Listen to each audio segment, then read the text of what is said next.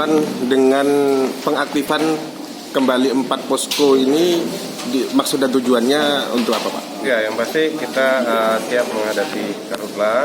Ya, tugas dan tanggung jawab masing-masing nanti kita harapkan jelas, dan tetap yang awal kita tetap di pencegahan. Kita akan maksimalkan tetap pencegahan, sosialisasi ke masyarakat, kemudian sanksi dan hukuman kalau mereka melakukan.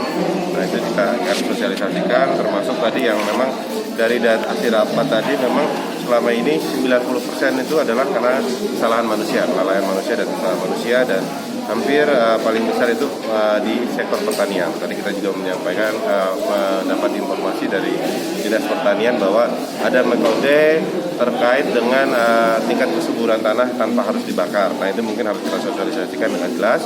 Kemudian nanti akan kita lakukan evaluasi dan kita akan minta tim dari Dinas Pertanian untuk segencar-gencarnya melakukan sosialisasi ke masyarakat agar pembakaran hutan ini tidak terjadi lagi. Ada penambahan alat apa pemadaman nantinya? Untuk alat tiap tahun pasti ada penambahan, itu ada alokasi anggaran dari APBN maupun dari APBD. Kemudian tahun ini informasinya kita dapat bantuan 7 heli untuk waterbombing. Itu juga nanti kita akan maksimalkan titik-titik mana yang memang akan ditaruh heli waterbombing. Itu akan kita rapatkan lagi dengan teman-teman dari Angkatan Udara. Kalau memang boleh dibagi di beberapa kabupaten yang memang prioritas, kita akan bagi heli. Tapi kita lihat nanti rapatnya seperti apa. Kapan datang Mbak heli? Informasi yang kita dapat mungkin paling lambat minggu depan. Itu mudah-mudahan bisa secepatnya karena permohonan untuk itu sudah ada, dan kebetulan pusat ada program itu. Jadi kita maksimalkan dan nanti kita ajukan, nanti pastilah heli waterbombing itu bermanfaat. Terkait dengan teknisnya nanti ada yang tadi informasi bahwa waterbombing tidak disarankan di daerah lahan gambut dan sebagainya, nanti kita akan rapatkan. Kalau memang menurut ahli dan sebagainya itu tidak layak dilakukan pemadaman keuntungan waterbombing di daerah gambut, ya kita akan alihkan ke yang prioritas daerah gambut. Kita akan cari metode lain untuk penanganannya seperti apa. Analisa dari BMKG untuk hotspot sejauh ini bagaimana, Pak? Kita belum dapat informasi terkait itu, tapi kalau terkait cuaca, informasinya kemarin di akhir Juli cuaca mulai masuk bulan musim kemarau. Jadi kita sudah antisipasi, salah satunya dengan rapat koordinasi hari ini. Ada rencana penjebolan irigasi lagi untuk penanganan? Ya, jadi bukan penjebolan, malah tahun ini kita rencanakan pembuatan secara permanen. Di setiap pintu air, kita akan buatkan pintu air di saluran irigasi yang ada, yang kita rencanakan, yang tahun kemarin kita bobol. Tahun ini kita sudah alokasikan anggaran, alhamdulillah ini sudah ada pemenang.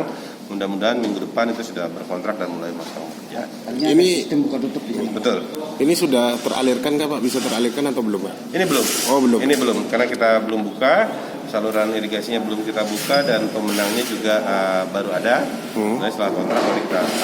Kira-kira perlu waktu kapan untuk bisa teralirkan tembus sampai Gentung Damar, Pak? Ya, harapan kita 2-4 minggu ke depan harusnya sudah bisa dialirkan lah. Dan itu bisa kita maksimalkan, dan kita lihat kalau memang kondisinya harus perlu segera, ya nanti kita lakukan tanpa ada dampak yang lain. Bentuknya itu sodetan atau aliran biasa kah, Pak? Atau di saluran irigasi itu akan kita bobol. Di situ akan kita pasang pintu air yang akan kita buka saat kita memerlukan. Pada saat ini kemarau, keperluannya untuk karhutla itu akan kita buka. Tapi kalau di musim penghujan, musim tanam itu akan ditutup jadi untuk keperluan pertanian. Nah, kemudian di saluran itu ada kita pasang juga unit atau bokalper, termasuk pipa-pipa air yang kita alirkan ke arah yang memang daerah area yang gambut dan rawan terbakar. Posisinya di bagian yang bawah gitu. Jadi fungsinya ada air dari irigasi ini kita salurkan sampai ke area yang memang rawan terbakar. Berapa jauh itu, Pak, dari? Kurang lebih 2 kiloan. 2 kilo. Untuk bokarvetnya nggak sampai 2 kilo? Enggak. Untuk bokarvet atau unit itu di titik-titik yang mungkin ada jalan. Kita akan taruh unit di atasnya ataupun pipa air di atasnya. Satu lagi, Pak, ini terkait efektivitas helikopter tadi yang sambat tadi gimana? Itu rupanya bantuan dari pusat, Pak?